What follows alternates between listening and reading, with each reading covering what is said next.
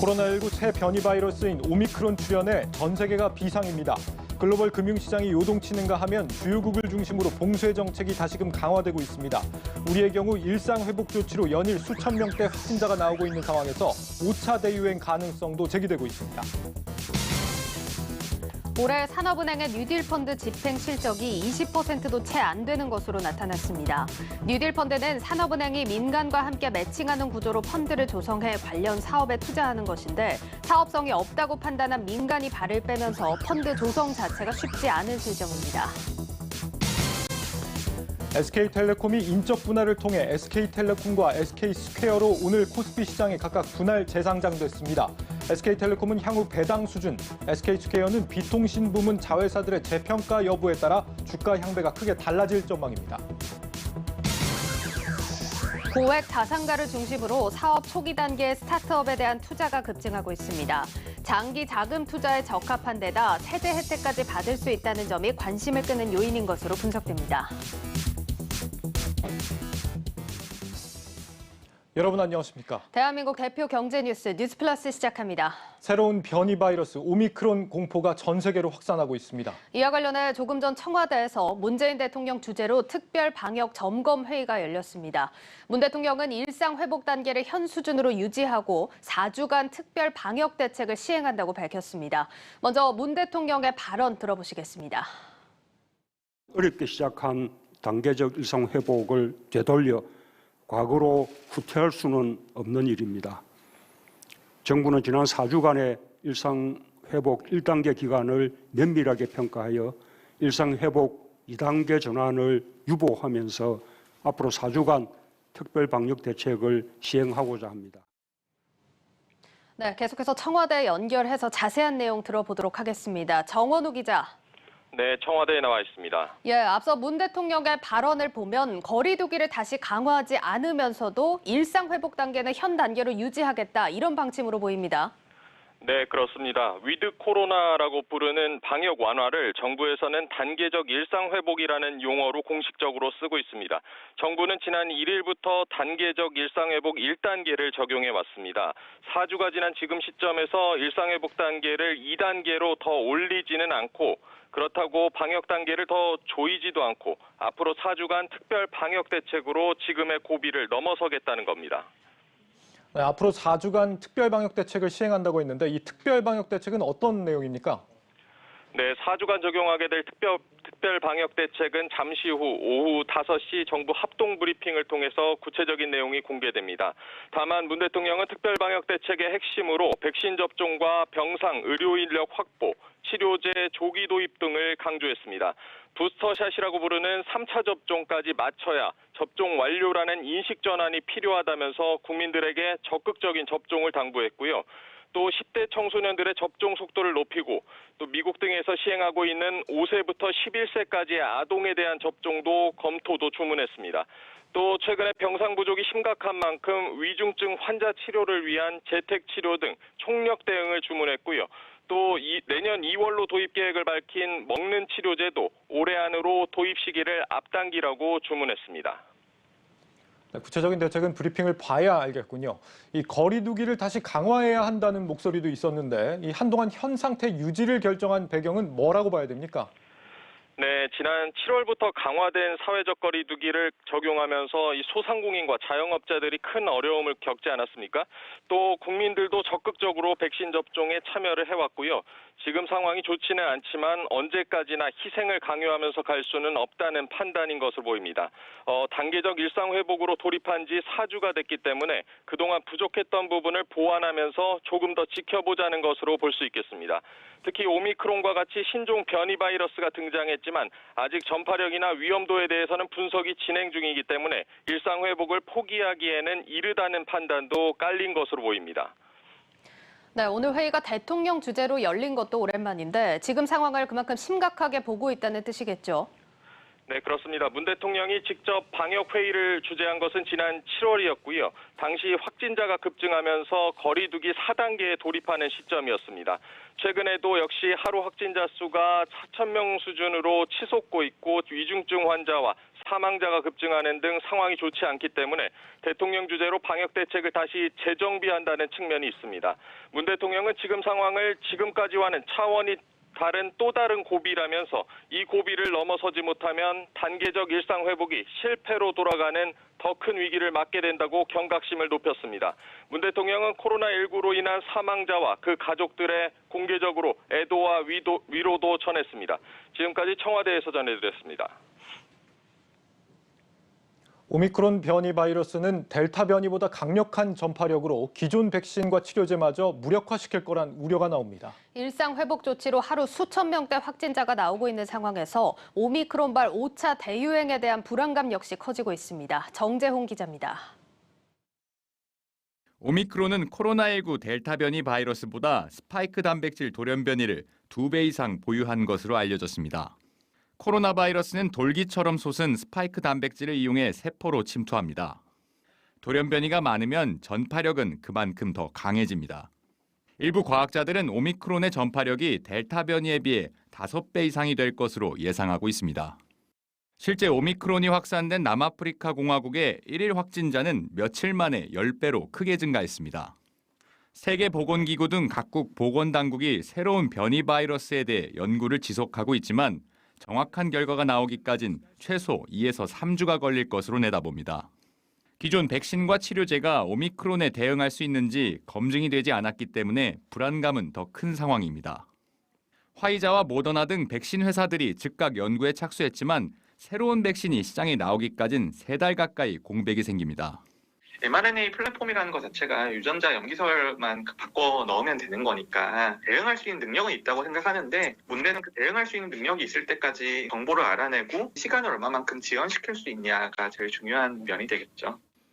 오미크론의 등장으로 각국 정부가 봉쇄 조치를 강화하면서 그나마 풀렸던 경기 회복세에 대한 기대감이 꺼질 거란 부정적인 전망도 나오고 있습니다.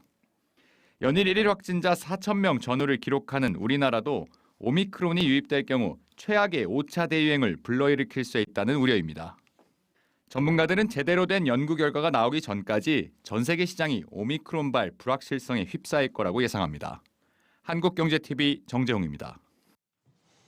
뜻밖의 변이 바이러스 등장으로 모처럼의 경기 회복세가 다시 사그라드는 거 아닌지 걱정이 이만저만 아니실 겁니다.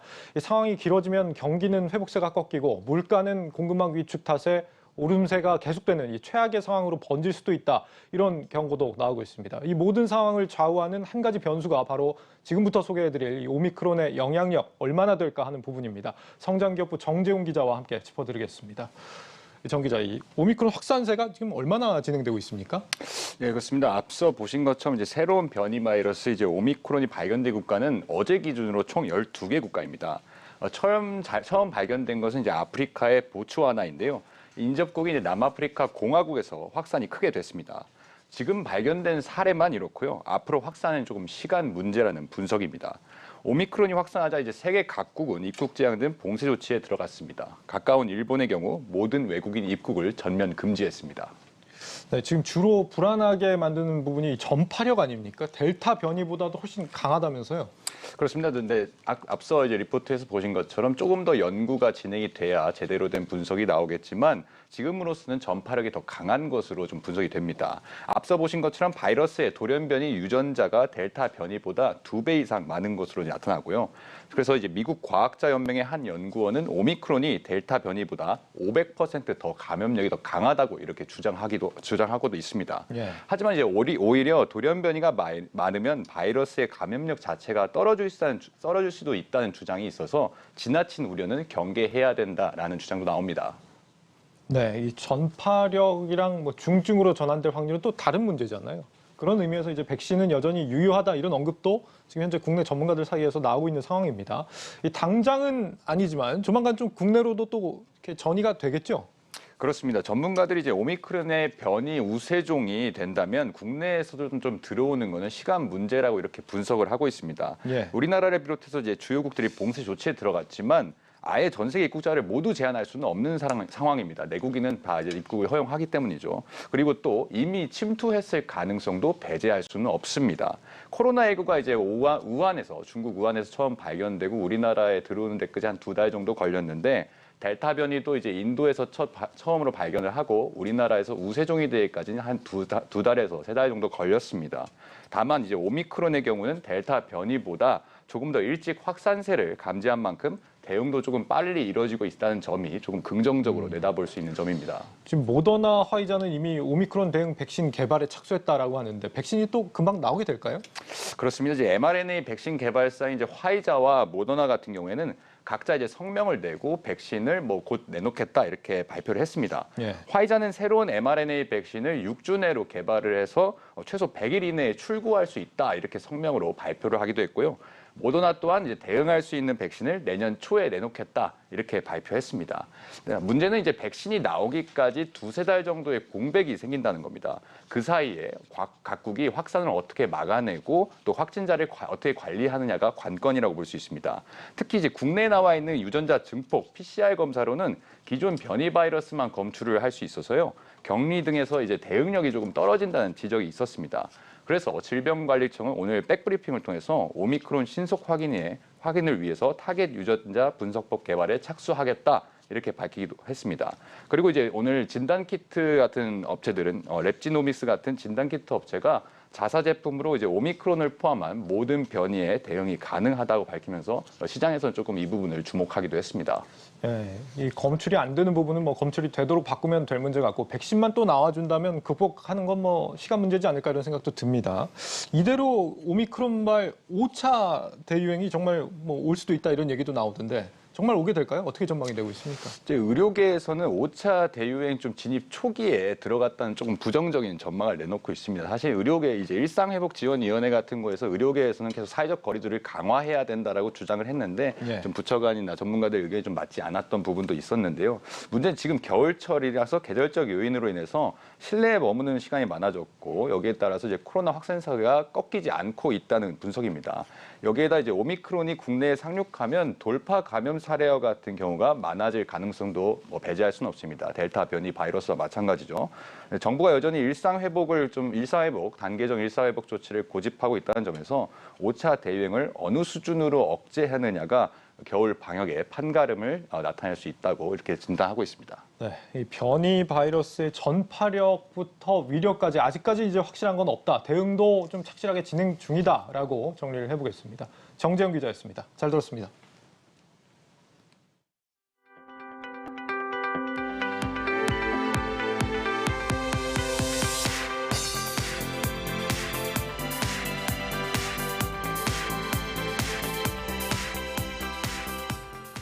오미크론 변이 바이러스가 우리 경제 회복세를 저해할 수 있다는 우려로 정부가 촉각을 곤두세우고 있습니다. 모처럼의 성장세가 꺾일 것이다. 기존 델타 변이의 출몰 때보다는 괜찮을 것이다. 이렇게 전문가들의 평가 역시 엇갈리고 있습니다. 한창률 기자입니다. WHO가 오미크론 변이 바이러스를 5번째 우려 변이로 지정하면서 정부가 긴급 거시경제 금융점검회의를 개최했습니다. 국제시장이 요동치고 유가가 급락하는 등 국내외 금융시장 변동성이 확대되고 있는 상황에 따른 것입니다. 지난주 뉴욕 증시와 유럽 증시 모두 2% 이상 폭락하며 새로운 변이 오미크론에 대한 팬데믹 공포의 지수가 출렁였습니다. 국제유가도 변동성을 키우며 1월 인도분 서부 텍사스산 원유는 지난 26일 장중 67달러까지 떨어지기도 했습니다. 일단 정부는 이런 국제시장의 변동성이 단기적으로는 국내 금융시장의 불확실성 요인으로 작용할 가능성을 배제하기 어렵다고 판단했습니다. 다만 우리 금융시장의 복원력과 글로벌 차원의 방역 의료 체계 개선 등은 코로나 확산에 대한 충격을 완충시킬 것이라고 내다봤습니다. 경제 전문가들도 오미크론이 어느 정도까지 영향을 미칠지 모르는 상황이라 예측 판단에 대해서는 조심스러운 반응입니다. 예전하고 다른 게 처음에 코로나19 확산됐을 때랑 최근에 확산됐을 때랑 이제 비교할 수 없을 정도로 확산세가 강하지만 또 경제적 역량은 또 과거와는 또 다르거든요. 단순히 그 과거 경우하고 직접적으로 비교하기는 쉽지 않을 것 같아요. 오미크론 변이의 확산 추이와 위험성에 따른 확진자 수가 경제 성장을 가늠할 수 있을 것이라는 전망도 내놨습니다. 확진자 수 급증으로 인한 경제 회복 위축이 결국 성장률을 끌어내릴 수밖에 없다는 판단입니다. 사람들 소비나 투자 심리가 악화될 수도 있거든요. 그 정도면은 성장률이 예상 경로에서 좀 아래쪽으로 내려가지 않을까 생각이 돼요. 위드 코로나 시행 한 달 만에 확진자 수가 3,000명을 넘고 여기에 오미크론 변이 바이러스마저 겹치면서 경제 회복세를 이어가야 하는 정부의 고민은 더욱 커질 전망입니다. 한국경제TV 한창률입니다. 이제 막 숨통이 트이기 시작한 산업계 역시 오미크론 변이로 공포에 빠졌습니다. 물류길이 다시 막히는 건 물론이고 공장 셧다운도 이전보다 길어질 수 있다는 우려 때문입니다. 다만 전문가들은 아직까진 급격한 물류 단절을 예상하긴 이르다고 밝혔고 업계도 당장은 피해가 나타난 부분은 없다고 전했습니다. 신용훈 기자입니다. 오미크론 여파에 가장 크게 우려되는 부문은 여행과 물류 산업입니다.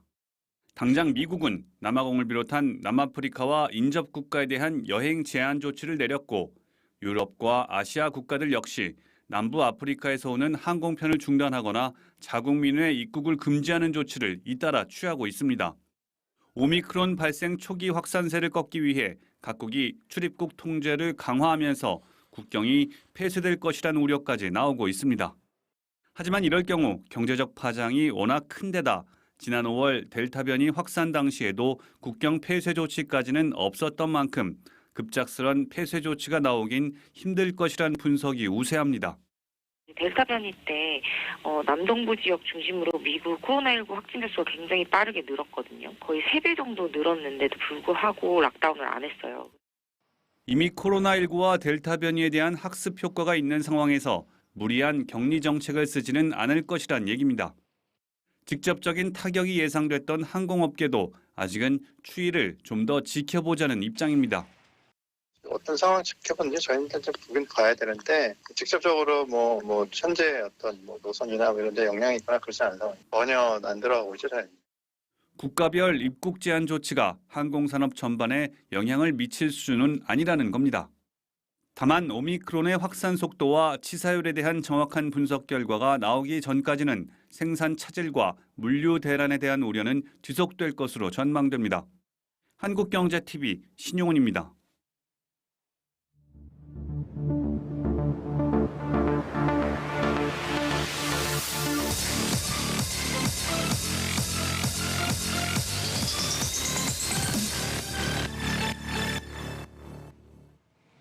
네, 앞서 살펴보셨다시피 오미크론의 등장으로 전 세계 시장도 얼어붙었습니다. 오늘 뉴스앤마켓에서는 이 시장에 초점을 맞춰서 이야기 자세하게 나눠보겠습니다. 박혜린 기자 나와 있습니다. 예, 박 기자, 오늘 코스피가 장 시작과 동시에 2,900선이 무너지면서 시작을 했습니다. 마감이 될수록 2,900선 위에서 마감을 하긴 했는데 이걸 지금 선방했다고 표현해야 될지 좀 혼란스러운 상황입니다. 네, 일단 오미크론 확산에 대한 공포심은 전 세계 증시를 짓누르고 있습니다. 예. 현재 시간 지난 26일 보시다시피 미국 증시는 더 큰 폭으로 빠졌습니다. 그래도 다행인 건 우리 증시는 주말이 있었기 때문에 확산에 대한 충격이 어느 정도 제한이 됐고요. 예. 오늘 코스피 지수는 0.92% 하락한 2,909.32의 장을 마쳤고 코스닥은 1.35% 빠진 992.34에 마감을 했습니다. 양시장 모두 외국인과 기관의 동반 매수세가 들어왔고 개인만 홀로 순매도했습니다. 예, 그렇습니다. 사실 앞서 리포트에서도 저희가 살펴봤지만 이 앞으로 산업에 미칠 영향 가장 또 중요하게 평가를 해봐야 되는 시점인 것 같은데 네. 증권가에서는 어떻게 바라보고 있습니까? 네, 경기 침체 속 물가 상승, 즉 스태그플레이션에 대한 우려가 커지고 있습니다. 예. 국경 봉쇄로 유통망이 마비돼서 이 공급이 줄어 물가가 오르는 반면 경기 회복은 더뎌질 것이라는 우려가 나오는 겁니다. 삼성증권은 중간재 수출 비중이 높은 우리나라의 글로벌 경기 회복 속도는 중요한 변수라며 리오프닝과 내수 소비주의 동반 약세로 대응이 쉽지 않다고 봤습니다. 미래에셋증권도 기업 공급망 이슈에 영향을 줄 수 있어서 이 오미크론에 대한 여파를 지속적으로 주시해야 한다고 분석했습니다. 알겠습니다. 역시나 공급망 이런 우려가 가장 먼저 또 따라오는 모습인데 그래도 아직 오미크론에 대한 여파가 정확하게 판단이 된 건 아닌 것 같습니다. 그래서 그런지 다소 긍정적인 의견을 제시하는 분들도 있더라고요. 네, 맞습니다. 오히려 기술적 반등이 가능할 수 있다는 의견까지 나오고 있습니다. 예. 오미크론의 확산이 오히려 미국 연방준비제도의 공격적인 긴축 정책에 제동을 걸 수 있다는 전망이 나오고 있기 때문입니다. 다음 달 15일로 예정된 연방공개시장위원회 회의에 앞서 일부 연준 위원들은 금리 인상 시기를 앞당길 수 있다는 의견을 냈는데 이 오미크론 충격으로 경기 회복세가 꺾일 것이라는 우려가 커지자 연준의 테이퍼링 속도가 늦춰질 것이라는 시각이 나오고 있는 겁니다. 대신증권은 단기 충격은 있겠지만 또 금리 안정, 미국의 통화정책 후퇴 기대 등에 힘입어 기술적 반등이 가능하다고 말했습니다. 연준이 다음 달 테이퍼링 속도를 결정할 때 가장 비중 있게 참고할 지표 중 하나가 미국의 11월 비농업 부문 신규 고용과 실업률입니다. 예. 다음 달 3일 공개될 예정이니까 이 지표도 확인해 보셔야겠습니다. 예, 알겠습니다. 자, 오미크론이 또 연준 테이퍼링 변수가 될 수도 있는 만큼 잘 주시를 해보셔야겠습니다. 자, 다시 시장 얘기로 좀 돌아와서요. 우리 시장에서는 위드 코로나 제동에 또 우려가 커지면서 또 이제 타격을 입은 업종들 좀 뚜렷했습니다. 네, 맞습니다. 특히 여행 항공주가 큰 타격을 받았습니다. 하나투어, 모두투어는 각각 3%대 하락을 했고 호텔신라는 장중 7만 1,000원까지 밀리며 52주 신저가를 경신하기도 했습니다. 예. 대한항공과 아시아나항공, 제주항공 등도 일제 약세를 보였습니다. 지난 주말 새 오미크론 우려에 여행객 입국 제한 조치가 강화된 데에 따른 겁니다. 이스라엘은 모든 외국인의 입국을 금지했고 일본도 오는 30일부터 외국인의 입국을 금지한다고 밝혔습니다. 홍콩과 싱가포르 등은 오미크론 변이가 유행하고 있는 남아프리카 공화국 등 8개국의 모든 여행객의 입국을 금지했습니다. 우리 정부도 8개국을 방역 강화 국가와 위험 국가로 지정을 했고 미국 역시 이들 국가에 대한 여행 경보를 가장 높은 단계로 올렸습니다. 예, 지금 사실 국경을 봉쇄한 국가까지 있는 상황인데 이 오미크론이 얼마나 위험하다 이렇게 평가가 나오고 있습니다. 네, 앞서 리포트에서도 보셨듯 아직까지는 정확히 알려지지는 않았습니다. 예. 전파력이나 위험도를 파악하려면 시간이 더 필요할 것 같습니다. 세계보건기구는 현재로서는 오미크론의 증상이 다른 변이와 다르다고 볼 만한 정보가 없다며 증상의 심각성을 파악하기까지는 며칠에서 수주의 시간이 걸릴 것이라고 전망했습니다. 오미크론의 심각성과 또 전파력이 파악되기 전까지는 계속해서 증시는 변동성을 가질 것으로 보입니다. 예, 이 오미크론 추이를 보면서 시장에 좀 긴밀하게 대응을 하셔야 할 것 같습니다. 자, 사실 장은 이렇게 좀 안 좋았지만 테마는 또 뚜렷했기 때문에 네. 오늘 가장 크게 상승세를 보이는 업종들도 뚜렷했어요. 네, 맞습니다. 오늘 장이 전반적으로 흔들리는 와중에도 백신 관련주들이 강세를 보였습니다. 미국에서도 화이자와 모더나, 노바백스가 반등한 바 있고요. 우리 증시에서는 모더나 관련주로 분류되는 삼성 바이오로직스가 상승 마감했습니다. 변이 바이러스가 재확산되면 부스터샷 수요가 증가할 것이란 기대가 작용하고 있는 겁니다. 예, 그렇습니다. 뭐 적어도 2, 3주간은 오미크론의 정체에 대해서 좀 파악하기 어려운 상황인데 오미크론을 타겟팅해서 좀 새롭게 백신이 나와야 한다 이런 얘기가 들리고 있더라고요. 네, 그럴 수도 있습니다. 그것도 밝혀내는데 사실 2, 3주의 시간이 걸릴 것으로 전망이 됩니다. 예. 다만 이 주요 백신 제조사들이 발빠르게 대응하고 있다는 점도 시장에 안도감을 주고 있습니다. 예, 뭐 백신이 결국 관건인 것 같습니다. 그래도 백신 제조사들이 발빠르게 대응을 하고 있다니까 그나마 좀 안심할 수 있는 소식인 것 같네요. 네, 그래서 오늘 증시도 장 초반보다는 회복세를 보인 모습이었습니다. 키움증권은 초기 무방비 상태 때와는 다르다며 오미크론 변이 등장으로 mRNA 백신의 빠른 대응력이 재조명될 것이며 부스터샷의 중요성과 또 미진했던 백신 접종 탄력이 기대된다고 밝혔습니다. 또 진단 관련 종목들의 긍정적인 주가 흐름도 점쳤습니다. 진단 관련주들 뭐 어떤 기업이 거론이 됐습니까? 네, 키움증권은 SK 바이오사이언스를 추천주로 꼽았습니다. 노바백스가 오미크론 타겟 백신을 개발하고 있는데 성공을 하게 되면 SK 바이오사이언스의 CMO 수주 가능성이 높다는 점을 긍정적으로 봤고요. 다만 이 SK 바이오사이언스는 자체 백신 3상 중으로 향후 오미크론의 백신 회피 여부 등은 지속적으로 확인해 볼 필요가 있다고 덧붙였습니다. 예, 뭐 오늘 정부에서 발표도 계속해서 잇따라 나오는 모습이었는데 진단키트 관련주들 가운데서는 상한가 기록한 종목들도 네, 있었어요. 맞습니다. 변이 바이러스 확산으로 이 진단 건수가 늘 것으로 예상되며 진단키트 관련주에도 관심이 집중됐습니다. 코스닥 중소형주인 소마제는 장중 상한가를 기록했고 점차 상승폭이 축소됐긴 했지만 대형주인 시제는 4%대 상승 마감했습니다. 하나투자증권은 오늘 랩지노믹스에 대한 보고서를 냈는데 이 3분기 기준 매출에서 진단 서비스가 차지하는 비중이 58% 정도고 진단 서비스 관련 실적이 지속적으로 성장하고 있지만 주가는 이를 반영하지 못하고 있다고 짚었습니다. 또 시젠의 영업이익 규모가 약 6.7배 높지만 시총은 10.4배나 크다며 3분기 누적 영업이익률은 오히려 시즌보다 높다고 평가했습니다. 예, 여기까지 듣도록 하겠습니다. 이제 내일 미국 바이든 대통령의 오미크론 관련 추가 대책을 발표한다. 이런 내용 전해지는 만큼 여기서 또 어떤 분석들이 나올지 지켜보시면 좋을 것 같습니다. 증권부 박혜린 기자와 함께했습니다. 잘 들었습니다. 고맙습니다.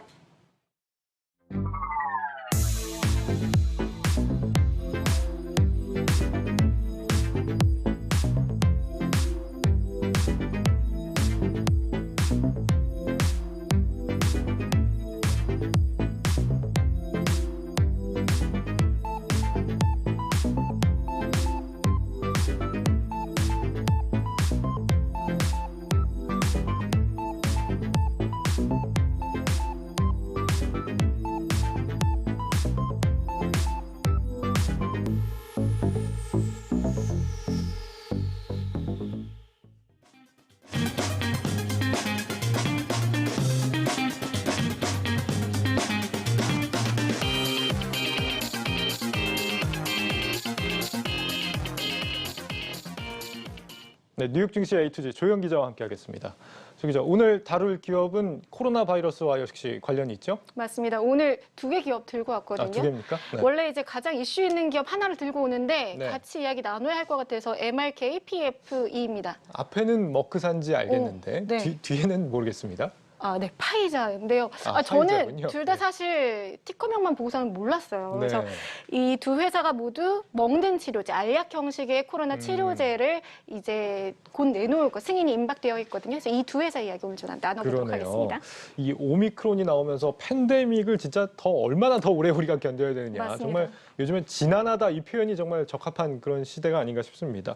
이 먹는 치료제가 제대로만 사실 나온다면 사실상 극복한 거다 이렇게 해도 볼 수 있을 것 같은데요. 지금 뭐 어떤 상황입니까? 그러니까 예전에 돌이켜 보면 신종플루 때도 타미플루가 있어가지고 좀 어떻게 보면 좀 종식에 가까워지는 기점이 됐거든요. 네. 그래서 알약 치료제가 이른바 게임 체인저로 불리는 것은 복용하기에도 간편하고 또 확진자가 증상이 나타났을 때 바로 복용할 수 있다라는 장점이 있죠. 그리고 이 치료 효과가 증상 초기에 복용할수록 좋거든요. 그러니까 어떻게 보면 경증 환자들이 집에서 직접 치료제를 먹어서 할 수 있고 이렇다 보면 또 중환자 병상 부족 문제도 좀 해소할 수 있다라는 장점이 있습니다. 예. 그래서 가장 먼저 승인을 기다리고 있는 기업은 바로 다국적 제약사인 머크사입니다. 머크의 코로나19 치료제인 몰누피라비르, 좀 발음이 어려운데요. 이게 성분 이름인데요. 또 약 이름은 라게브리오라고 불립니다. 이거에 대한 긴급 사용 승인 여부를 오는 30일 미국 FDA 자문위원회가 회의랑 또 투표를 거쳐서 최종 결정할 예정입니다. 예. 만약 허용이 된다면 알약 형태로 승인되는 최초의 코로나 치료제가 되게 되고 또 연내에 미국에서 출시가 되지 않겠느냐라는 전망인데요. 앞서 이 약은 이달 초 4일에 영국 정부로부터 긴급 사용 승인을 받았고요. 이르면 12월 초에 영국에서는 출시가 될 것으로 예상되고 있습니다. 현재 유럽의약품청에서도 심사 중입니다. 그런데 이제 FDA 승인을 앞두고서 지난 주말에 새로운 뉴스가 나왔거든요. 당초 머크는 중간 임상 결과 몰누피라비르 투여 시 입원과 사망 확률이 한 50% 정도 감소한다라고 발표를 했었는데 이 최종 결과 30%로 하향됐다라고 밝혔습니다. 30%요? 네. 효능이 30%면 뭐 안 먹는 것보다 조금 나은 정도인데 네. 이 치료제라고 할 수 있는 수준입니까? 이래가지고 승인이 나겠습니까? 일단 이제 30일에 열리는 자문위원회 개최는 변함이 없습니다. 그리고 이제 어떻게 보면 이제 미디어의 헤드라인은 50%에서 30%로 효능이 줄었다에 네. 포커스가 좀 맞춰졌는데 발표를 좀 보면 30%의 효능이 있다는 것을 입증했다라고 긍정적인 이야기를 하거든요. 시각인가요? 네. 예. 그래서 이제 어떻게 보면 이제 안전성과 관련해서 중요한 문제가 발견되지 않았다. 이 부분도 밝혔어요. 그러니까 두 개의 포인트가 있었고요. 어떻게 보면 이제 약을 복용함으로써 얻을 수 있는 이점이 잠재적인 위험성보다 크다라는 결론이 나면 제한적인 대상, 그러니까 고위험군에 한해서는 예. 사용 승인이 날 수도 있다. 이런 전망이 나옵니다. 그래서 사실 지금 현재 나와 있는 코로나 치료제의 효능에 대해서도 논란은 존재하거든요. 그러니까 그만큼 긴급한 상황이고 또 개발의 시간이 충분하지 않았다는 부분을 감안하는 분위기입니다. 시장에서는 이번에 머크의 먹는 코로나 치료제 사용이 승인을 받으면 내년 최소 50억 달러에서 최대 70억 달러까지 매출이 전망된다라고 제시하고 있고요. 다만 이 전망은 효능이 30%로 떨어졌다라는 발표하기 전에 리포트임을 말씀드립니다. 30%면 약을 뭐 여러 개 먹으면 하나 정도는 더 얻어 걸리고 뭐 이런 건 아니겠죠? 그런 건 아니고요. 10명 중에 3명에게 효능이 있다라고 볼 수 있을 것 같습니다. 이 머크가 30%고 화이자 같은 경우는 그러면 효능이 얼마나 됩니까? 머크보다 높습니다. 최대 그렇습니까? 89%, 그러니까 90%에 가까운 효능을 보이는데요. 네. 다만 이제 머크의 신약이랑 화이자 신약을 절대적인 수치로는 비교할 수 없어요. 상대적으로는 비교할 수가 없고요. 왜냐하면 이제 서로를 대조군으로 해서 임상을 한 게 아니기 때문이죠. 그래서 화이자의 치료제 이름은 팍스로비드입니다. 팍스로비드 자체 임상 시험에서 발병 후 3일 내 치료를 먹은 약을 먹은 환자 같은 경우는 입원과 사망률이 89% 줄어들었고 머크와 같이 5일 이내 복용으로 해도 85%의 효능을 냈습니다. 다만 단독 복용하는 라게브리오와는 달리 HIV 치료제, 그러니까 에이즈 치료제를 같이 복용해야 합니다. 그래서 두 가지 약물로 되어 있는 복합제다 보니까 이로 인한 부작용 우려가 있고요. 다만 이제 에이즈 치료제 같은 경우는 평생에 걸쳐서 먹는 거잖아요. 그런데 코로나 치료를 위해서 5일, 10번으로 짧게 복용하는 것에는 안전성에 큰 우려가 없다라고는 이야기를 하고 있지만 다만 이제 대규모 투약을 좀 시작해 봐야겠죠. 그러면 머크든 화이자든 부작용이 나올 수 있습니다. 그러니까 아직 철저하게 안전성이 검증됐다고 보기에는 한계가 있고요. 백신 접종에서 보았던 것처럼 예기치 못한 부작용이 변수가 될 수는 있다는 분석입니다. 화이자 역시 FDA 긴급 사용 승인을 신청한 상태고 올해 안에 이 또한 결정이 날 것으로 기대되고 있습니다. 근데 화이자 같은 경우는 이제 다만 초기 공급이 수월하지는 않을 것으로 전망되고 있습니다. 머크 같은 경우는 연말까지 1천만 회분이 준비되어 있다라고 했는데 화이자 같은 경우는 18만 회분에 그칩니다. 그렇군요. 알약이라고만 들었는데 어떻게 먹고 가격은 뭐 얼마 정도로 책정이 되어 있습니까? 그러니까 이제 5일 동안 한 10번에 걸쳐서 먹게 되고요. 가격은 한 700달러, 우리 돈으로 80만 원 수준으로 비슷합니다. 네, 그렇군요. 5일 동안 10번. 네. 뭐 직접 비교는 어렵다지만 하나는 뭐 30%, 또 하나는 한 85% 차이가 굉장히 많이 납니다. 89%인가요? 네. 이러면 이제 판매 실적에서 봤을 때 양사가 좀 실적이 많이 갈리지 않을까 싶은데요. 시장에서도 일단 화이자의 선전을 점치고는 있습니다. 그러니까 의료투자 전문회사 SVB 리링크의 리포트를 보면 화이자의 치료제 매출이 내년에 240억 달러, 2023년에는 330억 달러에 이를 것으로 전망이 되고 있습니다. 그래서 화이자가 코로나 치료제와 또 백신 치료제 두 개를 합해서 내년에 매출 1,000억 달러 클럽에 입성할 수 있다. 이런 전망을 내놓았고요. 근데 또 한편에서는 미국 투자 전문회사 번스타인에서는 머크가 코로나 경구용 치료제의 시장 점유율 50%를 먼저 가져가고 나머지 50%를 화이자와 또 로슈가 나눠 가질 것으로 예측을 했습니다. 그만큼 먼저 승인을 받고 출시하는 것이 우세한 위치를 선점할 것이라고 본 것입니다. 네.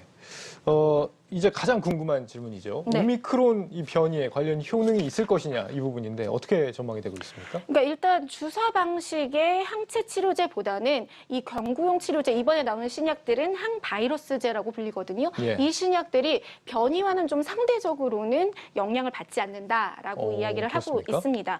그래서 바이러스를 직접 공격해서 우리 몸에 활동하는 걸 막는 역할을 하기 때문이죠. 그래서 오미크론이든 다른 변이든 큰 영향이 없을 것이란 분석입니다. 하지만 정확한 효능은 추가 검증과 임상을 거쳐야 알 수가 있습니다. 예, 희망을 좀 가져봐도 되겠군요. 두 기업에 대한 월가의 전망도 마지막으로 좀 들어볼까요? 좀 보는 목표가는 둘 다 비슷합니다. 먼저 머크의 최근 주가를 보면 10월 중순부터 큰 오름세를 타다가 이달 들어서 조금 주춤한 모습입니다. 효능이 30%에 불과하다는 결과에 지난 금요일장에서 좀 하락을 했는데요. 30일 나오는 FDA 승인 여부가 어떻게 보면 중요한 모멘텀이 되지 되지 않을까 싶습니다. 월가에서는 최대 110달러, 평균 96달러 목표가를 제시하고 있고요. 현재가 대비 한 37.5% 상승 여력이 남아있다고 봅니다. 화이자 같은 경우는 10월 중순부터 꾸준히 우상향을 하고 있는데요. 다만 머크에 비해서는 최근에 나온 보고서가 적은 편입니다. 한 개밖에 없고요. 11월 이 BMO 캐피탈 마켓이 60달러 목표가를 제시했습니다. 현재가 대비 한 20% 더 상승 여력이 남아있다고 보는 것입니다. 네, 조영 기자와 함께했습니다. 잘 들었습니다.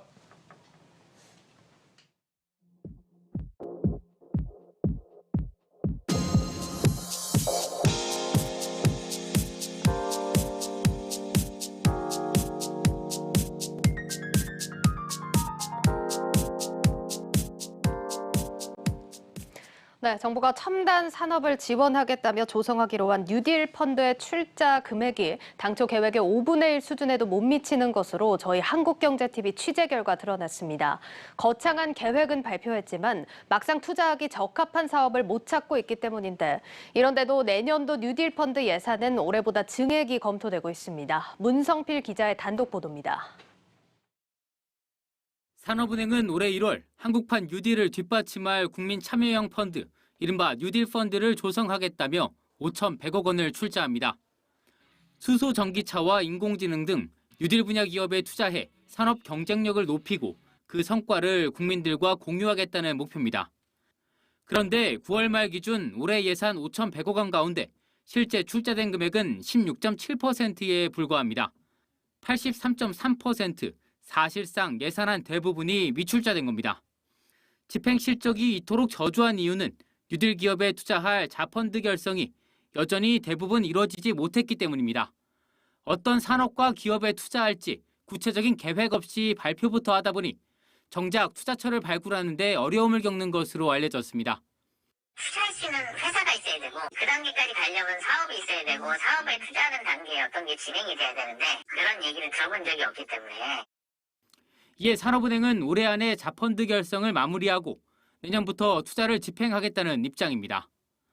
올해까지 자펀드가 다 이제 결성을 할 거고 내년부터 결성한 펀드를 바탕으로 투자가 되는 거기 때문에 하지만 운용사 모집, 사업 선별 등 준비 과정에 물리적인 시간이 필요한 만큼 얼마나 투자가 이루어질지는 여전히 미지수입니다.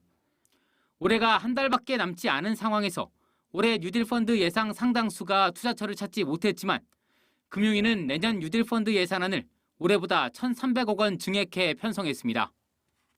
이에 야당인 국민의힘은 집행 실적이 저조하고 투자 성공 여부가 불투명하다며 전액 삭감을 요구하고 있고 여당인 더불어민주당은 정책적 신뢰가 민간 투자로 이어진다며 최소한 원안 유지가 필요하다고 주장하고 있습니다. 예산안 관련 여야 합의가 불발될 경우 정부안대로 내년도 예산이 결정됩니다. 한국경제TV 문성필입니다. 통신회사와 투자회사로 나뉜 SK텔레콤과 SK스퀘어의 거래가 오늘부로 재개됐습니다. 두 회사의 분할이 앞으로 과연 합산 시가총액 100조 원이라는 목표에 도달할 수 있을지 방서후 기자가 전망을 들어봤습니다. 이번 기업 분할의 핵심은 신설법인 SK스퀘어가 기존 SK텔레콤이 가지고 있던 비통신 부문 자회사를 모두 가져갔다는 점입니다. 지주회사이자 투자회사 역할을 하는 건데 앞으로 줄줄이 예정된 자회사들의 IPO가 얼마나 성공적으로 진행되는지에 따라 SK스퀘어의 몸값도 달라질 전망입니다. SK스퀘어는 오는 2025년까지 순자산 가치를 지금보다 3배나 높은 75조 원으로 키운다는 계획인데 그동안 통신사에 묶여 기업 가치가 낮게 책정됐던 플랫폼 기업들이 상장을 통해 재평가받는다면 충분히 가능한 시나리오라는 평가입니다. 자회사 중 IPO 첫 주자로 원스토어가 낙점된 것도 이와 무관치 않습니다. 전 세계에서 유일무이한 토종 앱마켓으로 꼽히는 원스토어는 최근 연이은 투자 유치와 점유율 상승에 힘입어 기업 가치 2조 원을 넘보고 있습니다. 플랫폼 자회사들의 순차적인 IPO에 따른 계단식 기업가치 제고, 비슷한 기업가치 제고 패턴으로 가는 종목이 바로 이 제3의 플랫폼 사업자 SK스퀘어다. 그 값을 제대로 받기 위해서 인적 분할에 나선 것이죠. 반대로 비통신 부문을 떼어낸 SK텔레콤은 무선통신 1위 사업자로서 안정성과 성장성을 동시에 꾀할 것으로 보입니다. 5G 보급률 확대로 인한 실적 개선에 힘입어 신규 사업에 대한 적극적인 투자를 진행할 것이란 의미입니다. 주당 배당금이 최대 2배 이상 늘어날 수 있다는 배당 정책도 매력적입니다. 5G 단말기가 중저가 라인으로 확산되면서 5G 가입자 증가에 기여를 했고요. 5G 가입자 순증이 확대될 것으로 전망을 하고 있습니다. 이제 IPTV라던가 인터넷 같은 유선 가입자도 여전히 높은 증가세를 유지하고 있기 때문에 유무선단에서의 외형 성장이 지속된다라고 봐주시면 될 것 같고요. 다만 변수도 있습니다. SK텔레콤의 경우 신성장 동력으로 키우는 구독 마케팅, 메타버스, 엔터프라이즈 등의 성과가 빨리 나와줘야 합니다. 배당 재원을 상각전 영업이익에서 설비 투자비를 뺀 금액에서 마련하기로 했는데 설비 투자를 줄이기 어려운 통신사 특성상 이익을 늘려야 고배당이 가능하기 때문입니다. 당장 SK하이닉스 지분을 20%가량 들고 있는 SK스퀘어 역시 당분간은 SK하이닉스의 실적이 좌지우지될 가능성이 큽니다. 자회사 IPO가 늦어지거나 예상보다 흥행하지 못한다면 SK하이닉스와의 동조화 현상이 지속될 수 있다는 지적입니다. 한국경제TV 방서호입니다. 내일부터 서울 상암동에서 시민들이 자유롭게 탈 수 있는 자율주행차가 처음 운행됩니다. 또 내년에는 자율주행 버스와 무인 택시도 서울 시내에서 찾아볼 수 있게 됩니다. 자율주행차 상용화가 이제 정말 코앞으로 다가왔습니다. 김민수 기자입니다. 내일부터 서울 상암동에서 운행을 시작하는 자율주행차입니다. 스마트폰으로 부르는 방식인데 이런 자율주행차 세대가 상암 DMC역과 인근 아파트, 오피스 지역을 운행합니다. 상암동 일대를 순환하는 자율주행 버스를 포함해 연말까지 총 6대의 자율주행차가 상암동 일대를 누빌 예정입니다. 한 달간 무료 운행을 한 후 내년 1월부터 요금을 내고 타는 유상운송으로 전환합니다. 본격적인 자율차 시대의 개막을 알리는 첫 걸음입니다. 이렇게 서울시내 한복판에서 도심 유상운송을 시작한다 하는 이런 순간이 왔습니다. 아마 자동차 역사상 한 페이지를 장식할 수 있는 의미 있는 그런 변화라고 생각을 합니다. 내년 4월부터는 서울 청계천에 도심 순환형 자율주행 버스가 다닙니다. 청계광장에서 청계 오가까지 4.8km를 왕복하는데 누구나 무료로 이용할 수 있습니다. 또 강남 일대에는 무인 자율주행 택시, 일명 로보택시가 내년 첫 선을 보일 예정입니다. 본격적인 자율차 유상운송 시대를 연 서울시는 오는 2026년까지 2차로 이상의 모든 도로에 자율차 운행에 필요한 인프라를 구축할 계획입니다. 한국경제TV 김민수입니다.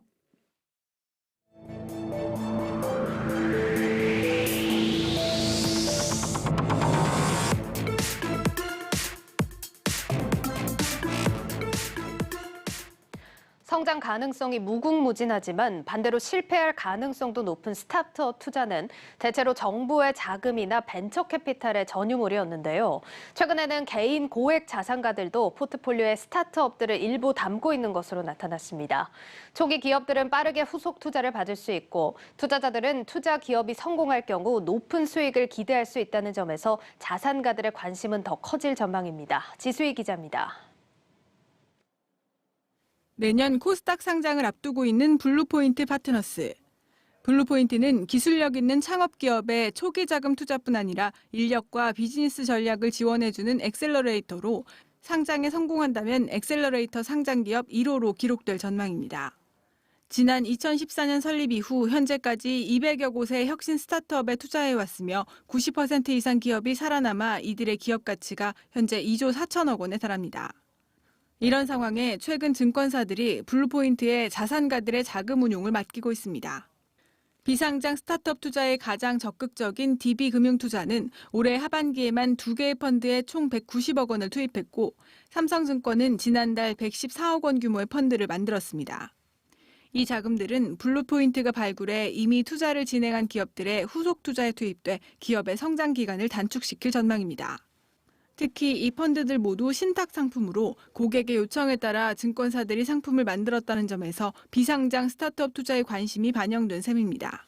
초기 투자인데도 불구하고 개인분들이 이렇게 이제 좀 투자를 한다는 것 자체가 저도 좀 신기하기도 하고 편입은 시키고 싶지만 아직은 좀 전문성이라든지 그런 어떤 채널이 많이 확보가 안 돼 있기 때문에 이런 좀 전문 투자사들과의 연계를 통해서 그 포트폴리오를 확보하려고 하시는 것 같습니다. 증권업계 관계자는 야놀자나 쿠팡 등 스타트업의 성공을 보고 투자자들의 관심이 급격하게 높아졌다며 성공하면 고수익을 얻을 수 있다는 점에서 자산가들이 일부 자산을 스타트업에 투자하고 싶다는 요구가 늘어났다고 설명했습니다. 또 스타트업 투자는 시간이 오래 걸리긴 하지만 최근의 시장 상황처럼 변동성에 흔들리지 않는다는 점이 장점으로 작용한다고 덧붙였습니다. 여기에 세제 혜택이 가능하다는 점도 고액 자산가들의 관심을 끌고 있습니다.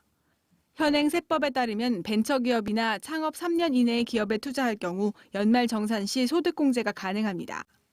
이처럼 민간 투자가 활발해진다면 스타트업 생태계에도 긍정적인 영향을 미칠 것으로 보입니다. 이제까지는 정부에서 모태펀드나 성장사다리 펀드 같은 그런 것들로 많은 역할들을 해주셨어요. 근데 이게 이제 더 스케일업이 되려면 많은 민간 자본들이 저는 들어와야 된다 생각해요. 개인분들도 이렇게 이제 들어와 주신다면은 스타트업이 이제 이런 어떤 큰 리스크를 지고도 이렇게 많은 시도들을 좀 의미 있는 시도들을 해볼 수 있기 때문에 증권업계에서는 스타트업 투자를 비롯한 비상장 투자 규모가 앞으로 급격하게 성장할 것으로 전망하고 있습니다. 한국경제TV 지수입니다. 네, 이처럼 고액 자산가를 중심으로 사업 초기 단계 벤처 스타트업 기업에 대한 투자가 확대되고 있는데요. 관련 사안 또 취재 기자와 함께 자세한 얘기 나눠보도록 하겠습니다. 증권부 문영민 기자 나와 있습니다. 예, 문 기자, 여의도 증권가에서도 이런 벤처 투자 장을 넓히고 있다고요? 네, 맞습니다. 앞서 리포트에서 삼성증권이랑 DB금융투자를 살펴봤는데요. 예. 다수의 증권사가 이 시장에 진입을 하고 있습니다. 증권사들은 이 신기술 사업 금융업을 통해서 해당 시장에 진입을 하는데요. 이 신기술 사업 금융업 허가를 받아야만 신기술 사업 투자 조합을 결성할 수가 있고요. 예. 이를 통해서 벤처기업이나 스타트업 등에 대한 투자와 운용을 할 수가 있는 겁니다. 2016년에는 한국투자증권, 또 신한금융투자증권, 2017년에는 NH투자증권과 메리츠증권, 그리고 올해에는 삼성증권과 교보증권 등 현재 23곳의 증권사가 해당 허가를 획득을 했고요. 가장 최근에는 교보증권이 지난 18일에 2천억 원 규모의 교보 신기술 투자조합 1호를 결성한 뒤에 이를 통해서 벤처기업과 스타트업 투자에 나선다는 계획입니다. 예, 확실히 미국 못지않게 우리나라 토종 유니콘 기업들이 더 늘어나면서 이런 시장이 더 넓어지지 않은가 싶은데 관심이 늘어나는 만큼 시장 규모도 굉장히 커졌을 것 같아요. 네, 맞습니다. 증권사가 이 신기술 금융 투자 조합을 통해서 투자한 금액이나 또 투자 수는 꾸준히 늘고 있는데요. 예. 이 투자 금액을 먼저 살펴보겠습니다. 매년 10% 이상의 상승률을 보이고 있는데요. 2018년 말 7조 2천억 원에서 지난해 말 11조 7천억 원으로 늘었고요. 올해는 13조 원 가까이 될 것으로 예측이 되고 있습니다.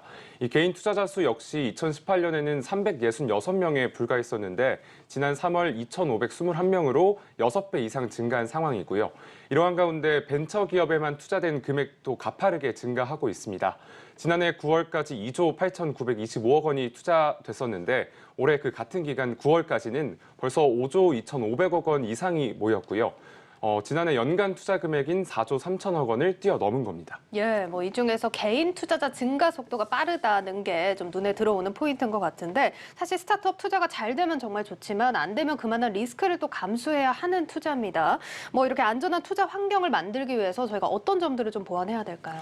우선 가장 중요한 거는 지금 벤처기업에 대한 분석 리포트가 좀 부족하다는 건데요. 예. 따라서 정확한 정보를 제때 제공하는 게 중요합니다.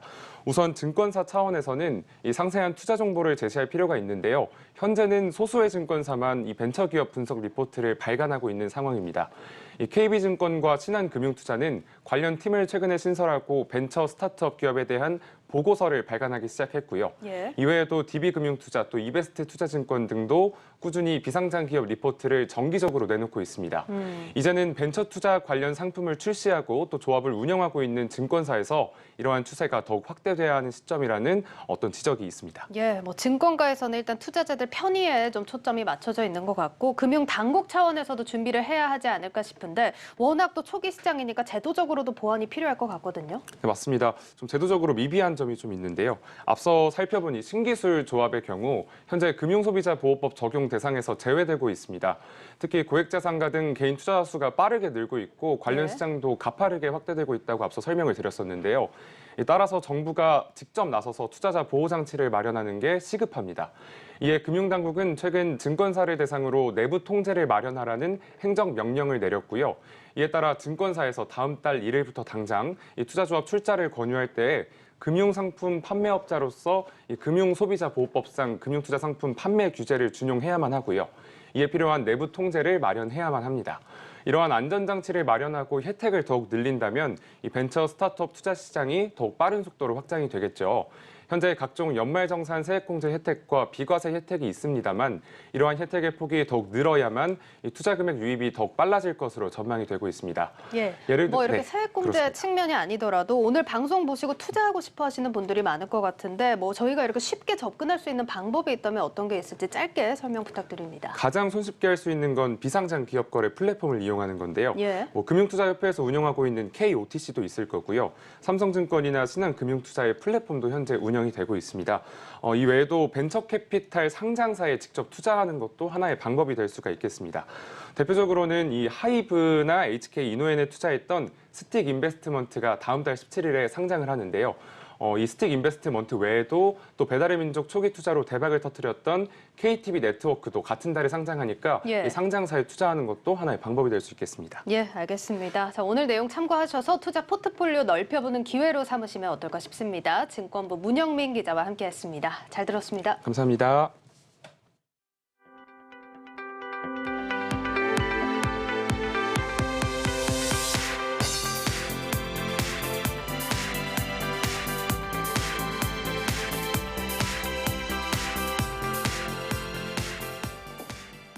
김수진 한국경제TV 기자가 2021년 올해의 의과학 취재상을 수상했습니다. 과학기자협회는 지난 26일 서울 종로구 포시즌스 호텔에서 2021 과학언론상 시상식을 열고 올해의 의과학 취재상 의학 부문에 김수진 기자 등 총 4팀을 선정해 시상했습니다. 김수진 기자는 코로나의 무방비로 노출된 특수학교 학생들을 다룬 코로나 사각지대 문제를 보도한 공로를 인정받아 이번 수상자로 선정됐습니다. 자세 교정이나 탈모 검사를 보험사가 해준다면 어떠시겠습니까? 올 하반기 새로 출범한 신한라이프가 이렇게 가입자의 건강을 관리해주고 데이터를 분석해 맞춤형 보험 상품도 제공하는 서비스를 추진하고 나섰습니다. 정호진 기자입니다. 별도의 기기 없이도 스마트폰 카메라가 사용자의 행동을 인식하고 올바른 자세를 잡아줍니다. 성대규 신한라이프 사장의 야심작 헬스케어 플랫폼 하우핏입니다. 하우핏을 시작으로 성대규 사장은 신한라이프가 디지털 헬스케어 분야를 선도하겠다고 강조했습니다. 앞으로 1, 2년 이내에 디지털과 헬스케어 분야에 있어서 확고한 우위를 차지하는 인류 신한라이프가 될 수 있도록 노력하겠습니다. 성대규 사장의 포부대로 신한라이프는 고대 의료원은 물론 각종 스타트업과 협약을 통해 헬스케어 사업의 외연을 확장하고 있습니다. 헬스케어 사업 분야의 발빠른 진출을 통해 신사업 기회를 모색하겠다는 겁니다. 보험사 입장에서 보면은 새롭게 가치를 창출할 수 있는 가장 유일하면서도 가장 파워풀한 영역이 바로 이 헬스케어 영역이 아닌가 생각을 합니다. 특히 이제 고객 데이터 분석이라든가 그리고 전반적인 제휴에 대한 네트워크나 생태계를 만들어 나가는 데 있어서 좀 선도적으로 보고 있고요. 또한 신한라이프는 보험업계 최초로 헬스케어룸을 열기도 했습니다. 각종 기기가 마련된 헬스케어룸에서는 혈압 측정을 비롯해 스트레스, 탈모 검사까지 한 번에 받을 수 있습니다. 이렇게 방금 받아본 검사 결과가 나왔습니다. 받아본 검사 결과를 바탕으로 현장에 상주해 있는 간호사님과 바로 상담도 받아볼 수 있습니다. 금융당국도 보험업권의 디지털 전환과 헬스케어 사업 진출에 대해 긍정적인 반응을 보이고 있습니다. 고승범 금융위원장은 이달 초 보험업계 대표들을 만나 보험사의 다양한 신사업 진출 기틀을 폭넓게 마련하겠다고 밝혔습니다. 보험업권의 디지털 금융 혁신을 통해 헬스케어 종합 금융 플랫폼으로의 성장을 지원하겠습니다. 다양한 헬스케어 서비스를 출시할 수 있도록 자회사 신고 기준을 폭넓게 마련하는 한편 현재 KB손해보험을 비롯해 국내 보험사들이 헬스케어 사업 진출에 고삐를 당기고 있는 상황. 이 가운데 신한라이프는 구축한 네트워크를 바탕으로 연내 헬스케어 자회사 설립을 추진하는 등 국내 시장을 선도하겠다는 계획입니다. 한국경제TV 정호진입니다. 뉴스플러스를 마치겠습니다. 여러분 고맙습니다.